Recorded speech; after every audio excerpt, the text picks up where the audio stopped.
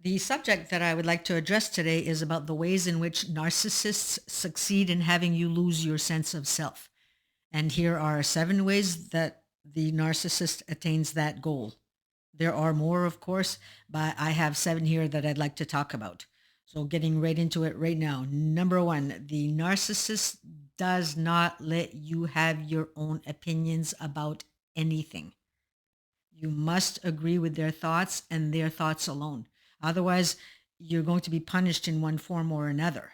They might put it in their back pocket for a while and stew on it, where a few days later, he finds or she finds a way to pick a fight with you without you ever knowing what that fight derived from.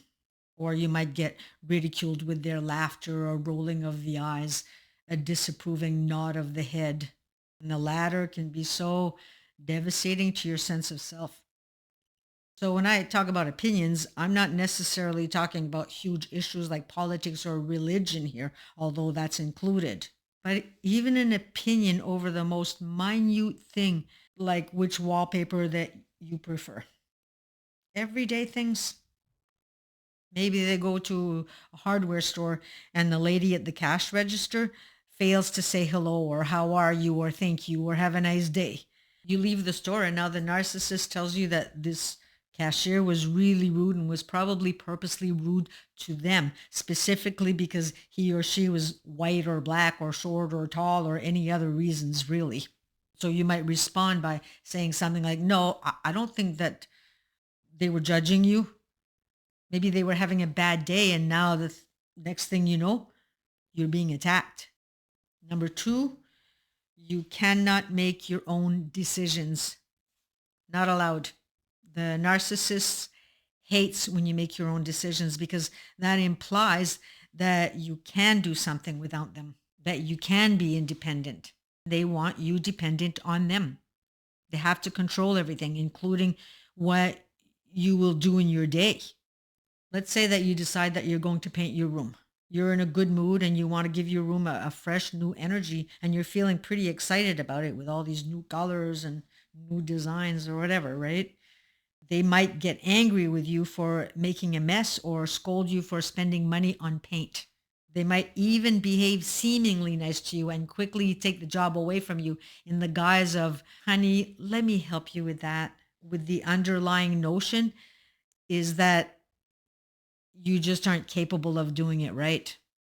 And you know that if you insist on doing it yourself, it's going to be a fight. So you give up on the fun day that you had planned on having. And although there will be some jobs that you really shouldn't do, jobs that they should be doing, but those, they'll let you do those because they plumb don't want to do it. And you've been taken for granted.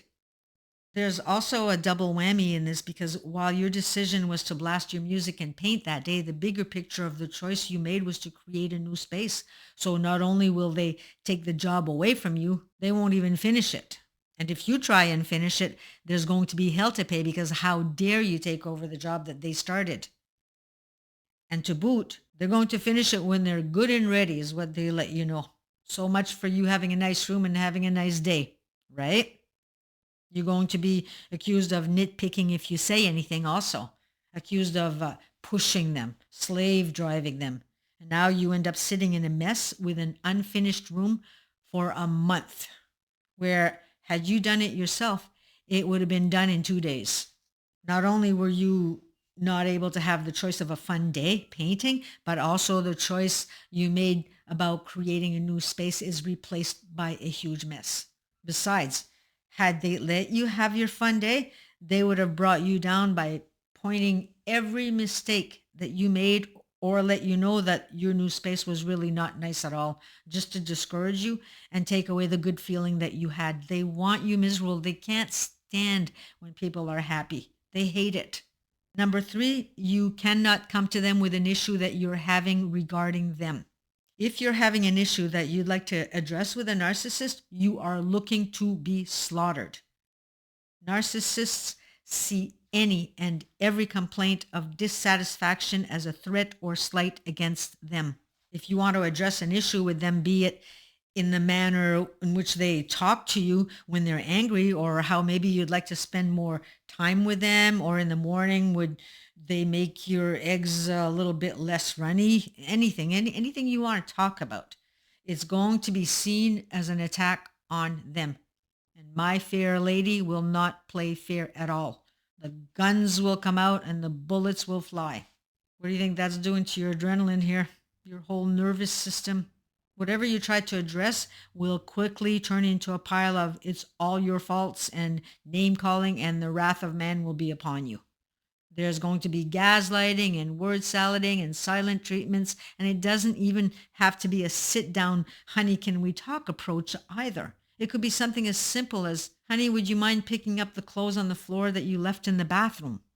It's going to be regarded as an attack or judgment on them. And well, you must pay for that. They won't let you have your own goals or dreams.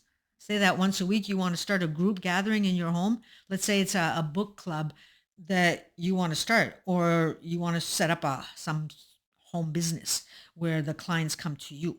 All of a sudden, they're going to change their shift at work, and now you don't have the time or space that you needed.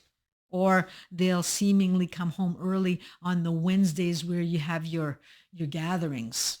Or if it's a home business, your clients feel uncomfortable because there's a third person around hearing the whole conversation, and it's uncomfortable for them. And they feel as though they're being monitored. Or maybe the client will arrive any minute and the narcissist shows up and takes up the parking space that had been reserved for your client. Crazy making with these people. You're dealing with insanity. If you want to go back to school or improve on your skills, they'll sabotage your vehicle or your financial situation. If you decide to take on a night job where the narcissist can watch the kids when they come home, they will suddenly not be available to watch the children, whether it's a man or a woman here. It's all control dramas. Number 5, you cannot have a happy day. You can't have a happy birthday. You can't have a happy celebration, Christmas, or any other holiday. We've all had that experience. It's always about chaos. If you're living with a narcissist, you're going to see this pattern being played out over and over and over again. I can't say the word over enough. I mean, what can I say about that one? It's the holidays. It's already a stressful time, and you're running and planning and cleaning and cooking and spending. But no matter the stress, it's all part of holiday planning, and you're still excited about it. So you keep pushing on, right? Because the end goal is for happiness, for joyful moments. But while all of that is going on, the narcissist is going to do everything in his or her power to bring you to your knees. They're not going to do the one task that you've asked them to do, like maybe hang up a wreath. They'll show up late for the dinner party that the two of you were supposed to attend. They'll drop whatever bomb they can on you to ensure a miserable holiday. It's your birthday, and people want to celebrate you that one day out of the year, one day out of a whole year.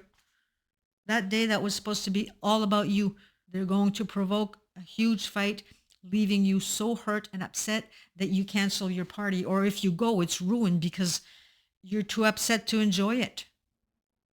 Number 6, you can't stand up for yourself. Not allowed. If you try and stand up for yourself to a narcissist, you're going to be shown immediately who's boss. You will be mocked, belittled, and slandered. Even if you're not standing up to him or her, you might be standing up for yourself regarding an injustice someone has done to you. Let's say for some reason your neighbor suddenly stops talking to you. You've been nothing but nice to them over the years. You've helped them out financially. You babysat their kids for free. And now they're being suddenly downright rude to you. Then you find out that they've also been slandering you to other neighbors. So you're at home and you've just received word of this, and now you're about to confront your neighbor.